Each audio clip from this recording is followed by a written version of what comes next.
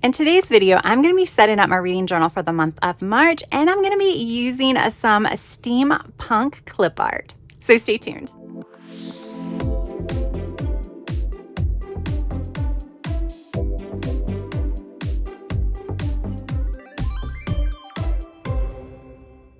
Hey guys, welcome back to my channel. For those of you that are here for the first time, my name is Tracy and this is my reading journal. It is an Alice in Wonderland themed reading journal. I have several setup videos on my channel, including the initial setup series, which was about like 4 or 5 videos. And then I've also done a January setup and a February setup as well. I did not do a January recap just because I was going in here and filling out things throughout the month.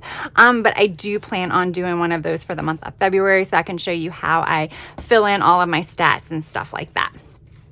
So today, this is February's. You can see I've been good about not filling out too much stuff in advance. But today we are going to be doing another 6-page spread. I have reserved at least 6 pages per month. I think I have a few extra pages to play around with, and the reason why I say I only have about 6 pages per month because I am keeping my reading reviews separate. I prefer to do that because I am filming this at what is today? The 15th of February.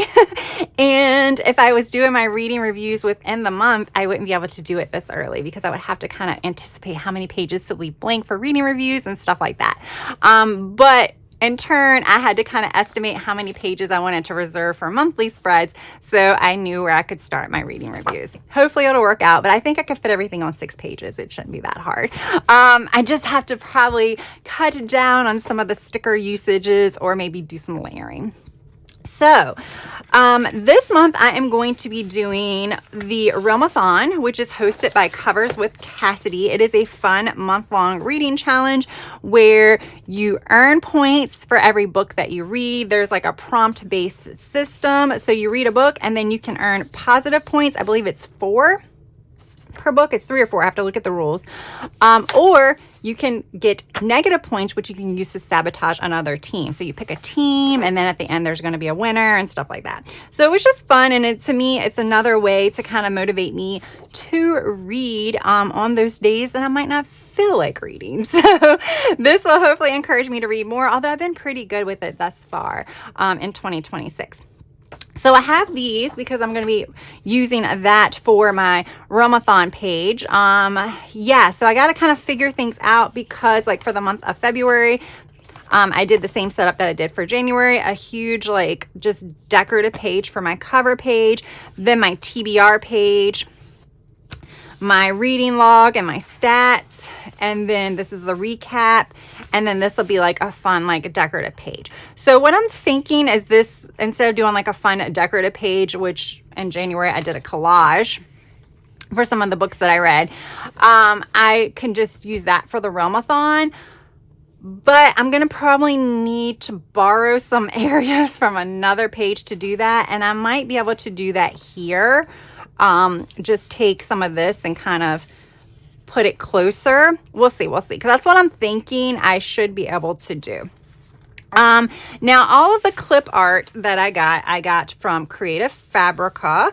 It is a subscription-based website where they have a lot of different types of clip art and things like that. I did pull all of this from the same set, but it looks like the colors printed differently or else they were differently. I don't know. Because this definitely looks a lot darker than this, but we'll make it work. So yeah, I wanted to do this like fun, like little steampunk themed. I don't know why. I just thought it would be fun. Yeah, that's pretty much it. I thought it would be fun. So everything, all of this is kind of a take on it. So I'm guessing this is supposed to be Alice, but you see she has the clocks and the T. I guess that's supposed to be the Mad Hatter, because he has a top hat, and then, you had the rabbit and then the Queen of Hearts and things like that. So this should be very, very fun to decorate. I'm thinking for this one, I'm probably going to have like a layered thing. I'll probably have this T here, this table. I might actually put it more on the side to kind of bring everything over, and then have Alice there, and that'll be kind of the main thing. I don't think I'm going to do Dutch doors just because I need space, but I mentioned last month when I did this, the reason why I like to do cutouts and stuff is it's just like, oh, this is the entire month of February. Like they're all kind of together. So I think I might do waterfall tabs, which is why I did pull some washi. And for waterfall tabs, what I would do is this page would be full and I would have like washi back here, and then I would cut this one line in and then this one 2 lines in. So I'm not cutting that much of the page, but it just kind of, again, you can do like different colored washi on each of the pages to kind of give it that waterfall edge type effect. So I think that's where I'm going to start because that will kind of help me figure out how much space I have.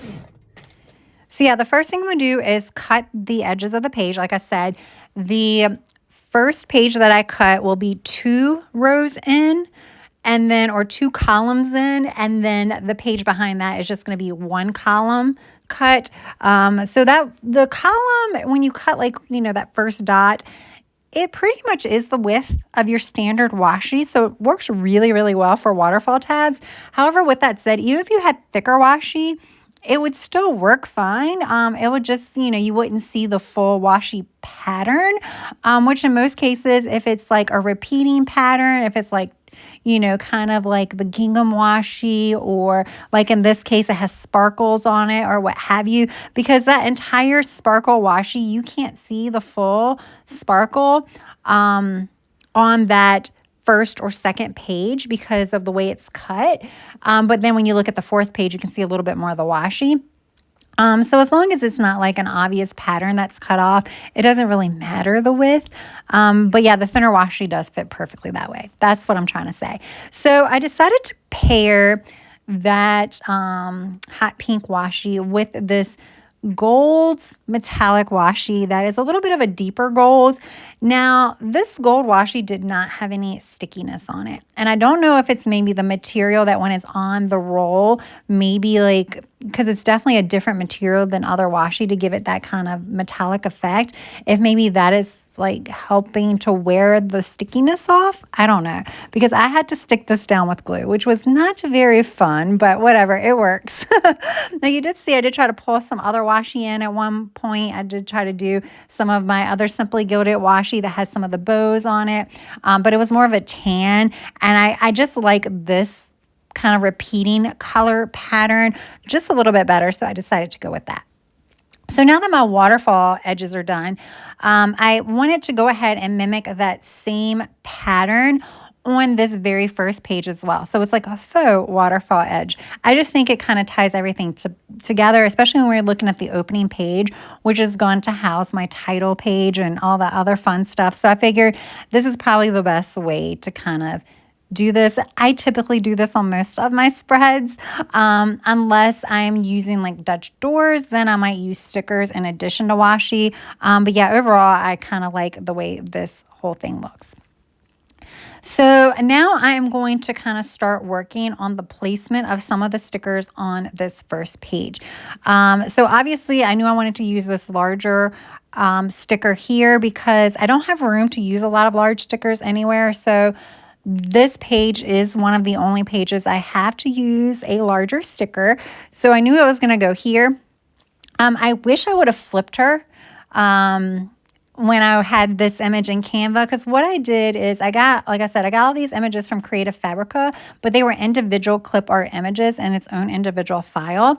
So what I do is I upload them into Canva, and then I put them all on one sheet of paper in Canva.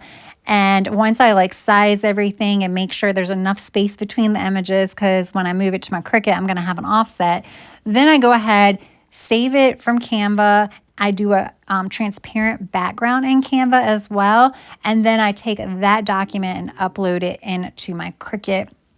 It's just a lot easier because I find that uploading multiple documents into or multiple images into Canva, you can like select a whole bunch of images at once and do one upload, versus my Cricut, it only allows me to do one upload at a time. So that's the reason why I decide to go this route. So yeah, However, I could have flipped it in Canva is what I was trying to say. And now I wish I would have, but I wasn't thinking that far ahead. So yeah, on that first page, I put the Alice as well as the table.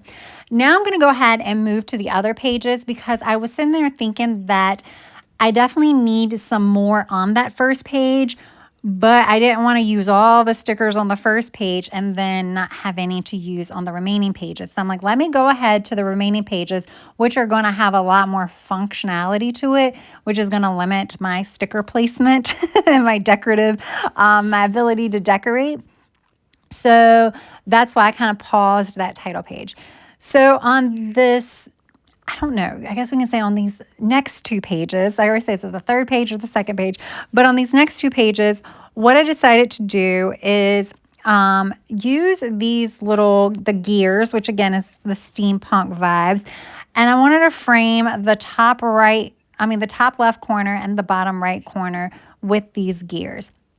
Now, the shape of them, it didn't really fit perfectly on the page, so I did take it off of the page, and I didn't want it hanging over the washi either, especially because that washi was so metallic that you could see the clear sticker over top of it. It definitely dulled the metallic part of the washi, which I didn't really want. So that's why I'm going over it with an X-Acto knife to cut the actual sticker.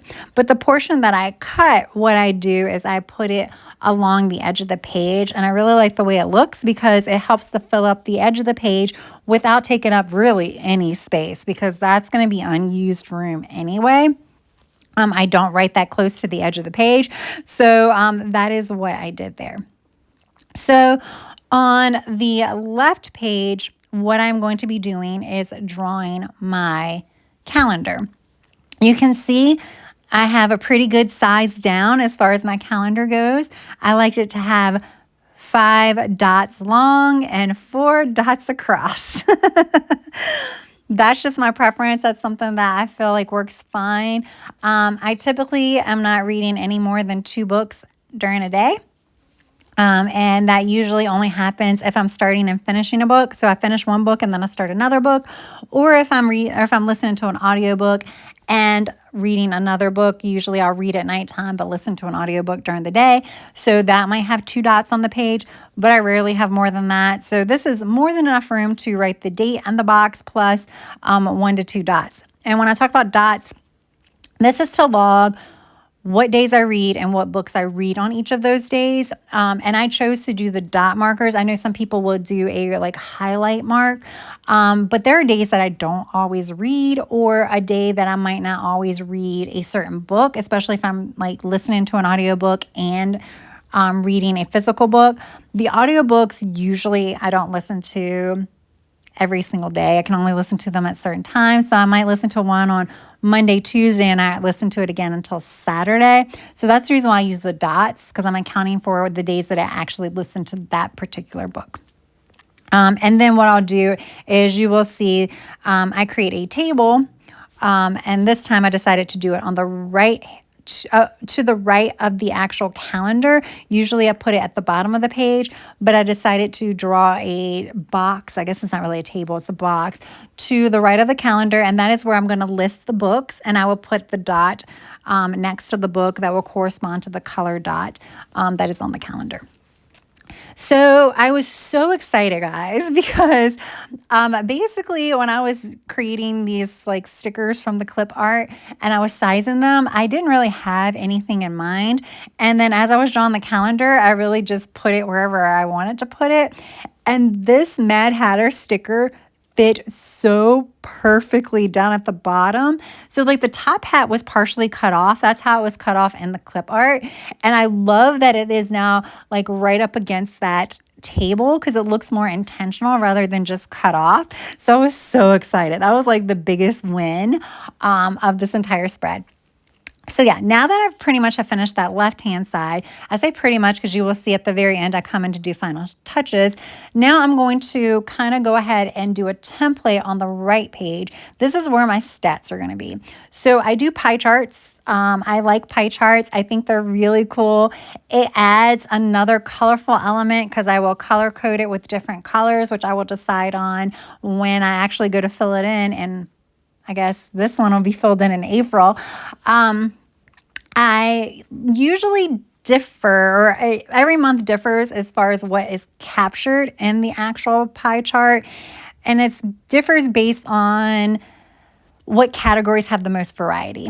So like my January and my February pie charts are going to differ just based on like I read a lot more a different variety of books in January, so I captured that in January, but I don't know if I'm going to capture that in a pie chart in February because I read a lot more just for Manasy, so that's not going to be fun just to have one or two colors. What I usually do is I do like to keep track of star ratings, pages read. I will divide that up. And then sometimes genres. I do know that in January I did how many were trilogies, how many were 4+ book series, how many were duologies. That was kind of cool. And then I have a chart for all of the other things that I'll capture. Now let's talk about this page. Okay, I'm really excited about this page too. So in order to keep the Romathon to a page or maybe a page and a half, I think it's a page is going to work. I'm going to do a pocket. And this Queen of Hearts really cool steampunk image, I decided this will be my pocket. So I put this on a piece of, this isn't technically cardstock. This is just thicker printer paper. I think this is, it may be heavier than 32-pound printer paper. Which is usually what I print a lot of my planner pages on, but it's not much thicker. Because again, I don't want to thicken this up too much. But what I did is I put that on the piece of paper, and then I am going to glue this directly onto the page, and then I can stuff my charts and stuff down behind it. Now, at first, it makes sense to put this in the center, right, aesthetically. But then I started thinking about it, and I'm like, I think if I put this closer either to the left or the right of this page, it really didn't matter which way it would go, I could actually put my final stats from the Romathon on this page as well. And that way I don't have to borrow any space from any of the other pages. So I just moved it over, and I was very, very lucky that I didn't press down the tape very well. So I was able to lift up the entire pocket, and nothing ripped or anything like that. No tape was left behind. So I just moved it over and then put the papers back in the pocket, and that was pretty much it. Now the title and basically all of the text, I created all of this in Canva as well. Again, it was just a lot more simpler to do it that way. I think Canva is a little bit more easier to work with than Cricut Design Space. So that is just my personal preference.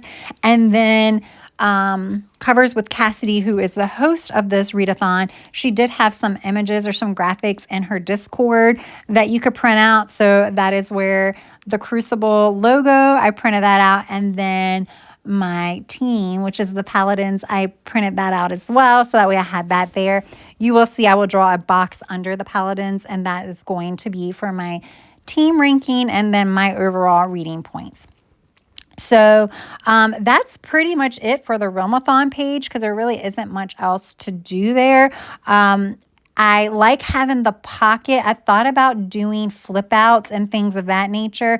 I even printed off the tables in a bigger format, so that way I could do a flip out or a tip in. However, I felt like the pocket actually gives me a little bit more room, because if I need other things, then I can just slide them in the pocket and don't have to, worry about fitting it on a already tipped in page, I guess is how I would say it. So yeah, I am glad that I decided to go with the pocket instead. So this page on the opposite side of the Realmathon page, I did want the Realmathon page on the very last page, just because it is separate and it's something that is not really on all of the other pages. All of the other months. So that's why I wanted it on the back. But on the page opposite of that, this is where I'm going to highlight I don't really want to call it superlatives, but sort of like superlatives. And I did change up a couple of things this month with this. And who knows, I could change this up throughout the year as well. My favorite book is going to be a mainstay. I do like putting that in here, even though my favorite book will also likely be duplicated because I do a battle of the books. So my favorite book's going to go there. I still like it on this page. I like it with the months. I just want to capture it there. And then I also have, instead of least favorite, which is what I had for January and February, I'm now going to have disappointing. And that is because in January, I had a book that I guess was my least favorite out of all of the books. But I had another book that was so disappointing because I had such high hopes for it being a 4.5 and 5 star, and ended up being a 3.5 star. So I would rather capture that than my least favorite, because a lot of time my least favorite is probably going to be a like genre that I'm not always like the biggest fan of, and I don't really think that's fair. So I'm like, let's stick to most disappointing. And then I have the longest book that I read. I wanted to capture that in here because I'm not capturing that anywhere else. So that'll be the longest book I read in pages. If it's an audio, I'm just not going to count it. Then I had my quickest read, which is not the shortest book. It's the one that I read the fastest. And then the one that took me the longest. So the slowest read. So that's also going to be in here. And then I did create a new category as well, which is surprising. So what book surprised me the most? So that would be one that it could be my favorite read, but it was one that I didn't necessarily have the highest hopes for. And then I was like, wow, that was amazing. Or there was something in the book that was thought-provoking that just really surprised me. So yeah, those are that. Or that was that, or whatever. All right. So now I am just going through and looking at all of my stickers to try to figure out the best use of the remaining stickers, because I really don't have that many left. So yeah, that's why I was kind of playing around with, do I want to add more stickers to the page with my calendar, or do I want to put them on this kind of what is becoming a 2-page title page instead of a 1-page because of that one sticker that's hovering in the center. So I decided to add more stickers to this page because, again, this is more of a cover page. So now I am going to add my TBR for March. Now, this is going to be a partial TBR and not a full-on TBR because, like I said, I'm filming this in the middle of the month. So I still have about another 13 more days to go.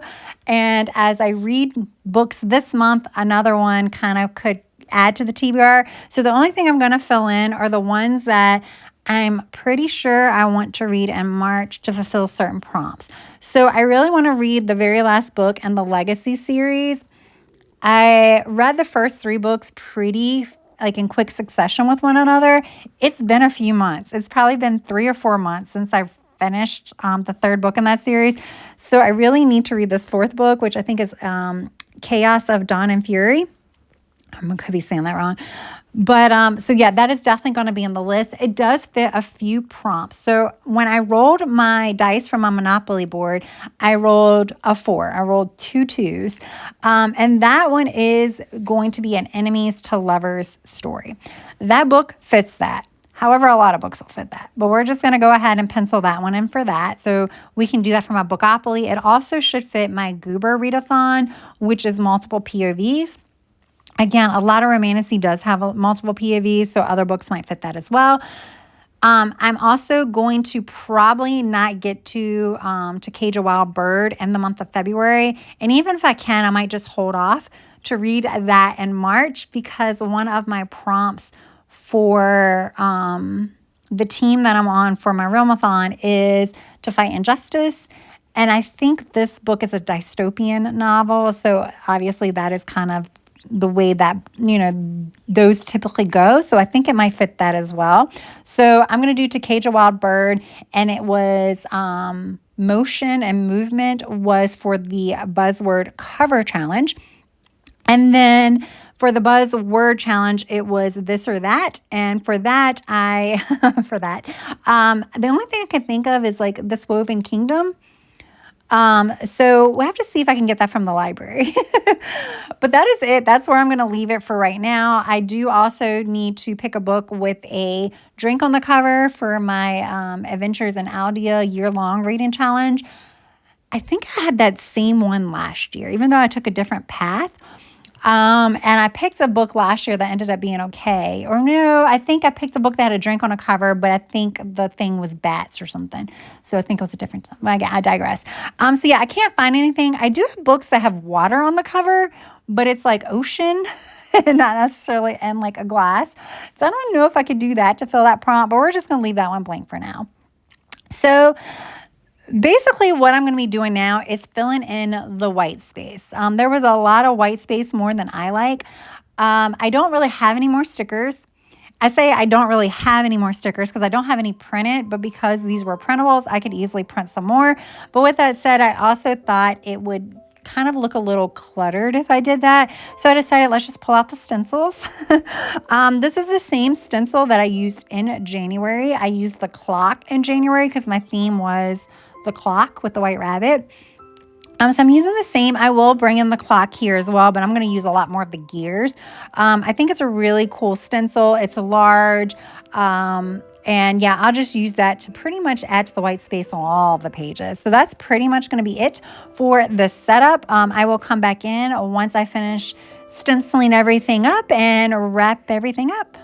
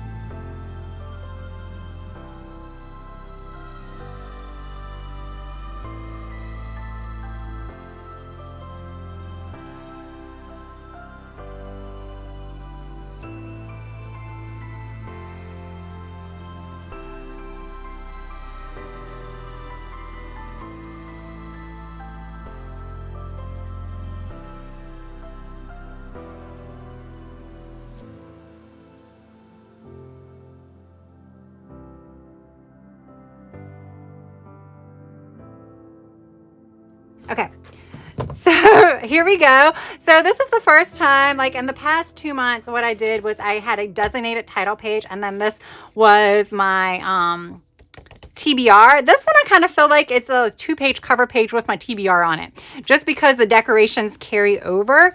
I do like how it looks, and I will say the stencils add so much. They're just, I think stickers would have been like busying it up, but the stencils cover up the white space, but they don't make it look busy. So I like that. Even though this is the same exact stencil I used in January, I did try to focus a little bit more on the gears and the clocks. This page I actually really like, and it's probably one of the least decorated pages out of all.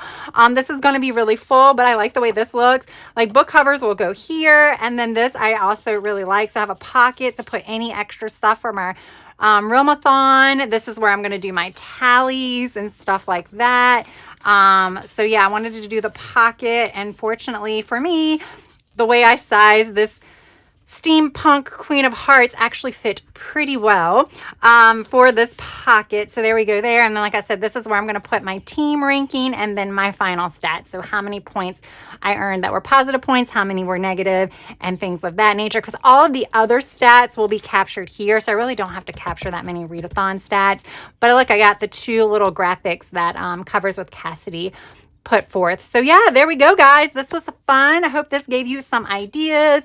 Like I said, even if you're not doing a theme like I'm doing, maybe it just gave you some general setup ideas when it comes to your reading journal. Like I said, I really do plan to do this month a reading wrap up for the month of February. So definitely check that out, because what I'll be doing is I'll be setting everything up with you guys on camera as far as filling in this, filling in the charts and stuff of that nature. So if you're curious more about that, then be on the lookout for that. That would probably be early to mid-March. All right, guys, there we go. Thank you so much for taking time out of your day to watch this video. If you enjoyed it, please press that like button. And if you've yet to subscribe, I hope you would also consider subscribing to my channel. All right, guys, I hope you have a good rest of your day, evening or night. Until next time, bye.